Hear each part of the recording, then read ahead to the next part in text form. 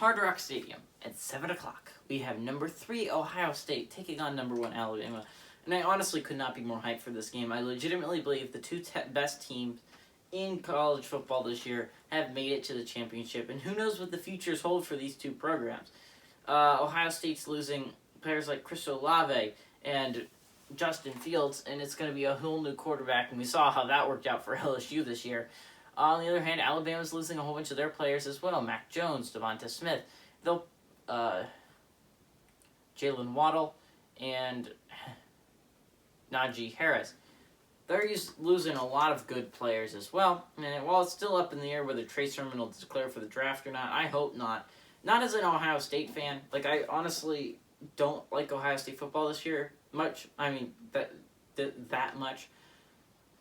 I care as a football fan, and I think Trey Sermon has the possibility of doing some great things and going very high in the draft stock if he just stays there for another year. And we saw what happened last year with Najee Harris. Najee Harris decides to stay for another year. He probably would have been a draft pick. He went from probably a low range of the running back class, because let's be honest, last year's running back class was very solid, to he's probably the second best running back in this draft class, and possibly a first or early second round pick, right?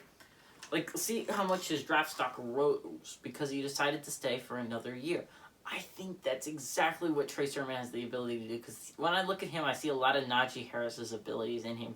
He runs angry, he has breakaway speed, he can hurdle grown men. And the last time I saw those things in an athlete other than Najee Harris is Derrick Henry, and it's just, I think those guys have a chance of doing something great in the NFL. Fact is, you want to be a high draft pick if you're a running back, because maybe not a first, but a second. That way you get as big a contract as you can for 3 years, which you're going to get a contract for 3 years anyways if you get drafted low. And then you can renegotiate for a bigger contract later. But the fact is, both these teams have some amazing offense, and I think we're going to see fireworks tonight. I haven't seen that much great things out of Mac Jones. I know everyone's saying he's so great, but it's just there's not the touch passes. I love seeing passes where it's covered, but not really. There's enough separation to put it in there.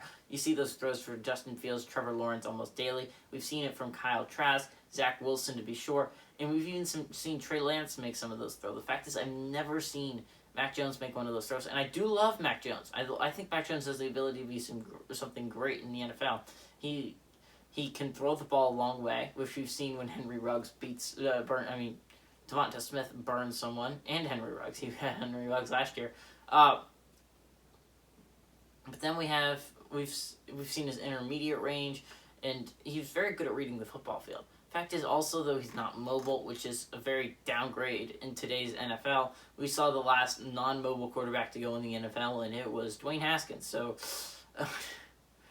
they kind of have to be mobile in today's NFL, and Mac Jones isn't that fast. But I think that plays into Ohio State's defense's hands. They were able to bottle up Trevor Lawrence and do some great things against Trevor Lawrence. And if you're able to do that against Trevor Lawrence, you should be able to do it to Mac Jones. But on the other hand, the Clemson didn't have any elite playmakers on the receiver side of the ball. They didn't. I feel like theirs has the chance to be some serious craziness happening in college football next year.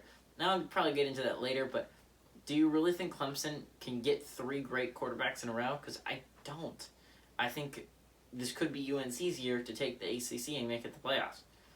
SEC, I think it could be Georgia's year.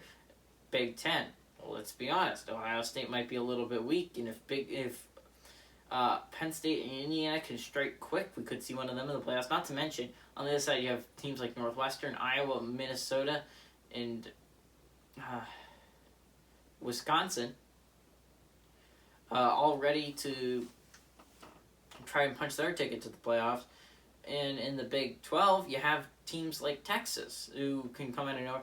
And honestly, one of my favorite teams in the Big 12 that I think a lot of people are going to forget about is Kansas State, who looked absolutely phenomenal when their starting quarterback was on the field. And a lot of people forget that they lost the majority of those games. And that guy won a lot of his games when he was on the field.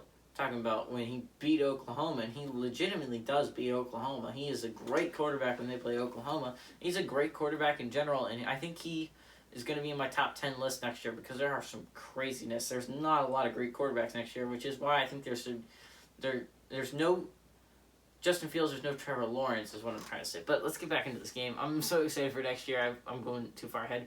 But Ohio State, a great team. I'm really looking forward to see that front seven. And although there's no playmakers on it, there's no Bosa's, and there's no Youngs. There are some 7 solid playmakers back there. Now, Sean Wade is a little bit... I'm going to find it very interesting how he matches up against Devonta Smith. Also interested to see if Jalen Waddle actually gets into this ballgame. Trey Sermon is a phenomenal running back. I'm interested to see how the Alabama defensive line handles that with no really first-round picks this year. And I'm also very interested to see if Patrick Surtain is everything he's supposed to be, and if he can lock down Chris Olave. Honestly, this is going to be one of the best SEC championship games since I think Clemson, Alabama, or Georgia, Alabama. I think this is going to be a very close game, but I'm going to go with an upset picker. I think Ohio State has the firepower to go shot for shot with Alabama, and I honestly do believe Ohio State's defense is significantly better than Alabama's defense. Hey everybody, this is GGB Close saying adios amigos, and good luck Buckeyes.